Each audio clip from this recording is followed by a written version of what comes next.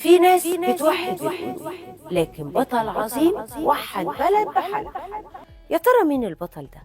تعالى واسمع أصل الحكاية. مصر في الوقت ده كانت متقسمة لحتتين، الصعيد في ناحية والدلتا في ناحية تانية، وكل حتة ليها الملك الخاص بتاعها وليها نظامها، والدنيا ما بينهم ما كانتش وردي خالص، وكانوا دايما في خناقات كبيرة قوي ما بينهم، والقصة طويلة.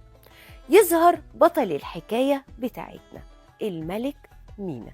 الراجل ده كان عنده رؤية، كان شايف ان مصر لازم كانت تبقى ايد واحدة، كان عنده اصرار وعزيمة قوية جدا ان يخلي القبلي والبحري اهل مش اغراب. فيا ترى عمل ايه؟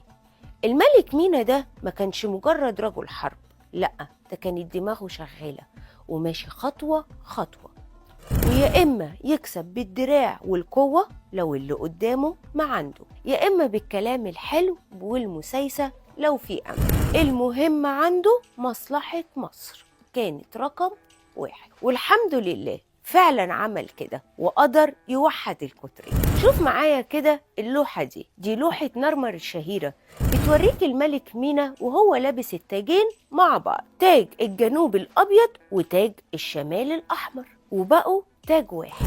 واللحظة دي كانت لحظة تاريخية في تاريخ مصر. وبعد ما توحدت البلاد، الملك مينا عمل حاجات كتيرة جدا وعظيمة، اهتم بالزراعة والصناعة والتجارة، وخلى الخير يعم على الخير. وبفضل الملك مينا مصر بقت مملكة واحدة قوية ليها كلمتها المسموعة بين الدول التانية، وهو اللي حط الأساس للحضارة المصرية العظيمة اللي بنفتخر بيها لحد دلوقتي.